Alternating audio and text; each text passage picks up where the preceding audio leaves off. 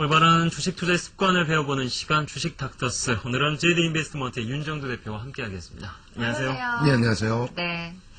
자, 오늘 사연 어떤 사연인지 제가 소개해드리도록 하겠습니다. 저는 30대 중반의 솔로입니다. 3년 전 결혼 자금 마련을 위해서 펀드에 들었는데 증권사 직원이 주식 투자도 괜찮겠다고 하길래 만기된 펀드를 찾아서 투자를 하게 됐습니다. 처음에는 잘 모르니까 증권사 직원에게 맡겼고 작년부터 직접 하게 됐어요. 와우TV 보면서 유망주들을 메모해 놨다가 직접 종목을 선택해서 장기와 단타를 반반 정도로 병행했는데 코스닥 급등주에 잘못 들어갔다가 30% 손실이 났답니다. 손실도 손실이지만 제 매매 습관이 제대로 된 건지 점검받아 보고 싶어요. 그리고 어떻게 공부해야 하는지도 궁금합니다. 참, 그리고 전 내년쯤 결혼 계획을 갖고 있답니다. 그러면 결혼하실 분이 있다라는 얘기인데 좀 너무하시나요? 저희 담당 PD도 여자친구가 없고 준호 씨도 여자친구가 없는 상황에서. 그 마지막에 자랑인가요? 네, 내년에 결혼 계획을 갖고 있다고 아주, 네, 자랑을 하셨어요. 오늘 상담은 뭐 다음을 미뤄볼까요? 제가 해드릴게요. 네. 직접 만나보도록 하겠습니다. 예, 여보세요? 여보세요? 예, 안녕하세요. 아, 예, 안녕하세요? 예. 30대 중반이시라면은 저와 나이가 좀 비슷하실 것 같은데요. 아, 예. 구체적인 나이를 밝혀주시기는 어려우신가요? 아, 36입니다. 아, 36이세요? 예. 아직 기회가 있으세요. 형님이시군요. 예, 내년에 결혼하신다고요? 예. 아, 그럼 여자친구는 있으시고요? 아, 예, 있고요. 아, 그러면은 예. 결혼 자금은 있으시고요. 아, 예, 지금, 네. 이제 주식으로 하고 있습니다. 결혼 자금 몽땅 다 주식 투자하고 계세요? 아니, 현금도 비중 따로 있고요. 예. 어.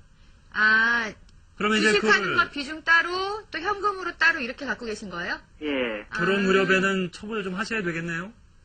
이제, 뭐, 수익을 본 종목들은 그렇게 하려고, 이제 장기 투자 종목에는 그렇게 하려고 준비하고 있어요. 네. 예.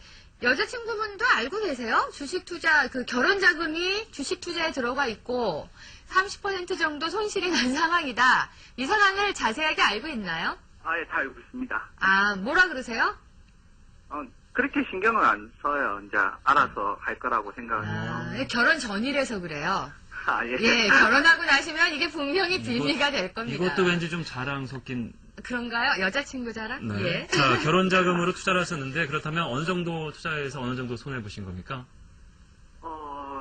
어떤 종목요? 그게 전체적으로 봤을 때요. 장기는 펀드랑 이런 거는 참 수익이 좋았었거든요. 예. 네. 예, 그거는 그래서 이제 더욱더 관심을 좀 많이 가지게 됐었고, 예. 손실은 이제 또 코스닥 종목에 들어가가지고 네. 이제 한 3천만 원의 손실이 난 거예요. 그 종목은 지금 안 갖고 계시고요. 예, 그러니까 3천만 원을 손절을 해서 나왔거든요. 손절하셨고. 예, 어떤 그게 종목을 그럼 갖고 계세요? 지금 지금요? 현재. 예. 지금은 뭐 CJ 인터넷하고 예. 네. 예, 뭐 대한전선, 그다음 뭐 예. 삼성전기, 서울반도체, 뭐 셀트리온 뭐 이렇게 한 10종목 이래 가지고 있습니다. 아이고. 많으시네요, 종목이. 근데 이거 전체적인 수익률은 어떤가요? 괜찮은가요?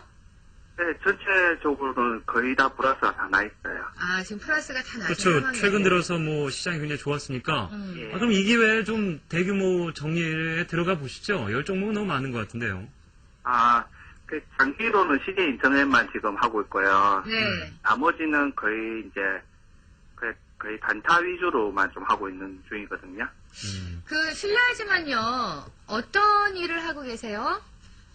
그냥 직장인인데 약간 자영업에 가까운 직장인 다니고 있습니다. 그러니까 이제 장중에 매매를 하실 수 있는 상황이신가요? 예, 여유롭게 좀 할 수 있는. 그러다 그래서 보니 이제 12종목이나 관리를 하고 계시다. 단타를 하실 수가 있는 상황이군요. 예. 가장 궁금한 점, 어떤 점이신가요? 제가 이제 처음에 이제 펀드로 수익이 한 90%가 난 거예요. 한 80% 정도가. 오, 예. 2006년도에 넣어가지고 2008월 1월에 딱 찾았는데 예.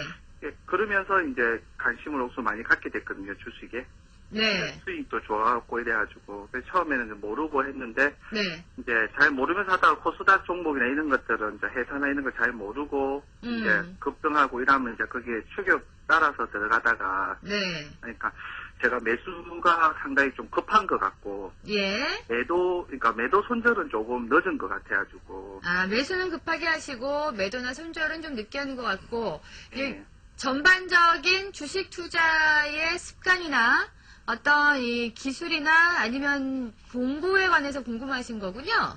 예, 그렇죠. 예, 뭐 특정 종목보다는 특정 종목 하나는 이제 CJ 인터넷에 CJ 인터넷이 궁금하시고요. 하나 받고 싶어요. 예. 알겠습니다. 네. 제가 뭐 말씀해주신 내용을 바탕으로 좀 얘기를 해드리도록 하겠고, 뭐 결혼까지 꼭 수익을 좀 더 극대화하셔서 예. 행복한 결혼 생활 시작하시기 바랍니다.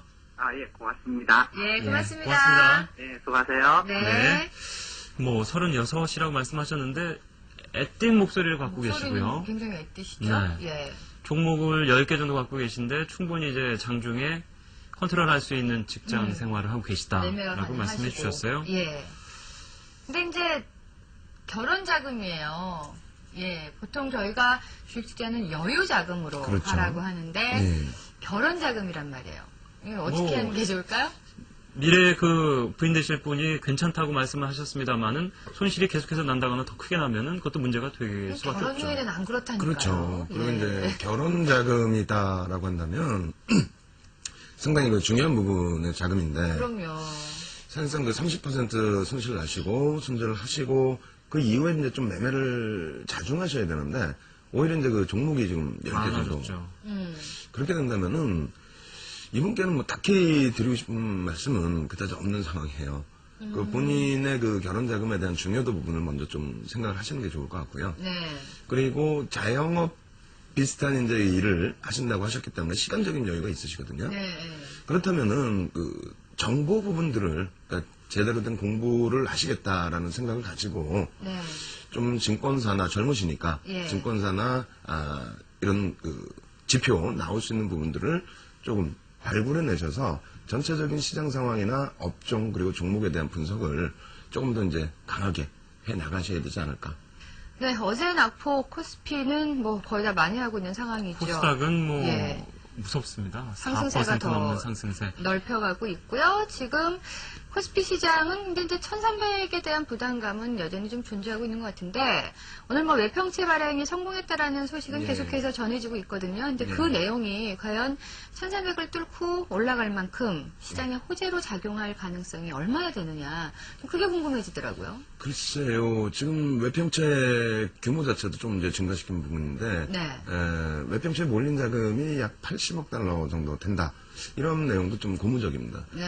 근데 문제는 뭐 오늘 갑자기 뚜껑 열어서 발행한 부분이 아니고요. 네. 기존부터 해서 지정학적 리스크가 불거져 있을 때에 벌써 이제 추진을 했던 부분이기 때문에 외평채 좀 모으는 데 있어서 좀 어렵지 않겠느냐라는 그 우려감을 가지고 갔던 것도 사실입니다. 근데 그 우려감이 좀 그렇죠. 희석이 없어졌다는 된 거죠.